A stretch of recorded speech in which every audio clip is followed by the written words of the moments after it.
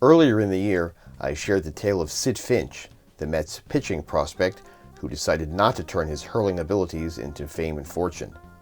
That story was a joke, the actual published one, not my retelling of it.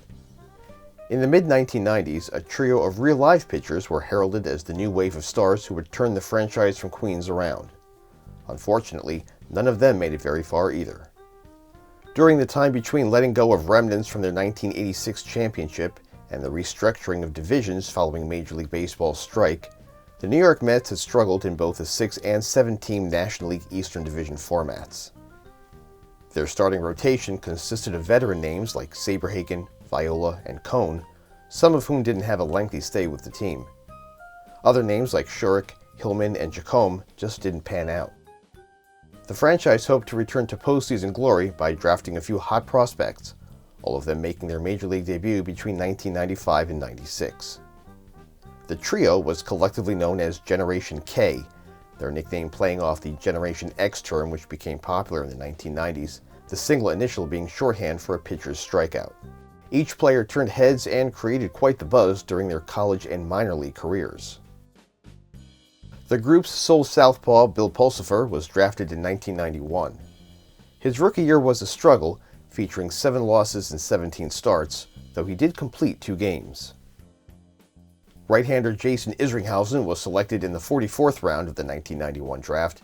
He posted 9 wins and an ERA of under 3 in just 93 innings of work during his rookie campaign.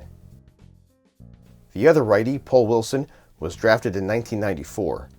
He also found difficulties during his first season in the big leagues, complete with a double-digit total in losses and hefty ERA.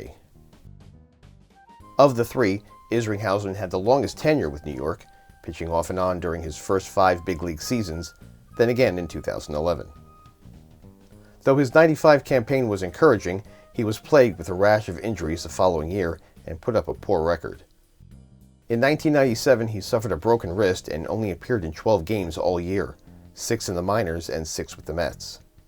He didn't play the entire 1998 season due to elbow surgery and was eventually traded to Oakland in 1999. Between 1999 and 2001, he comfortably fell into the role of reliever, finishing 129 of the 151 games in which he appeared. During a productive 7-year stretch with the Cardinals, Jason led the league with 47 saves in 2004.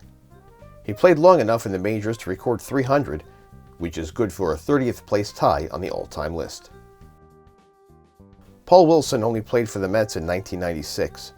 He was out of the majors each of the following 2 years. He missed all of 1999 with more injuries. Because of the stress put on the wrong muscles when delivering, his arm became weak and his pitches were ineffective. Paul was traded to Tampa in 2000 and stayed with the Rays for 3 seasons before jumping to the Reds for another 3. He compiled just 35 total wins during that time. Bill Pulsipher had those 5 victories back in 1995, yet wouldn't win another game for the Mets.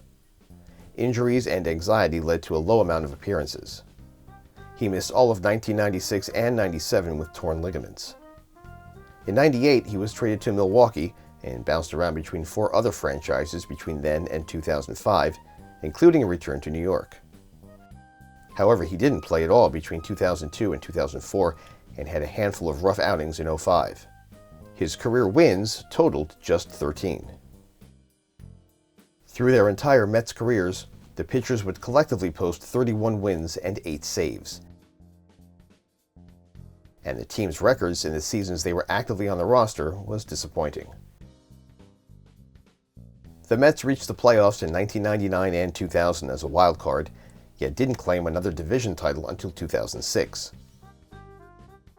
Since Dwight Gooden's magical sophomore season of 1985, only 2 Mets pitchers have claimed a Cy Young Award, R.A. Dickey in 2012 and Jacob deGrom in both 2018 and 19. Teams have consistently bet on hurlers with little to no experience in efforts to gain future success. Unfortunately, sometimes the sizzle is better than the steak.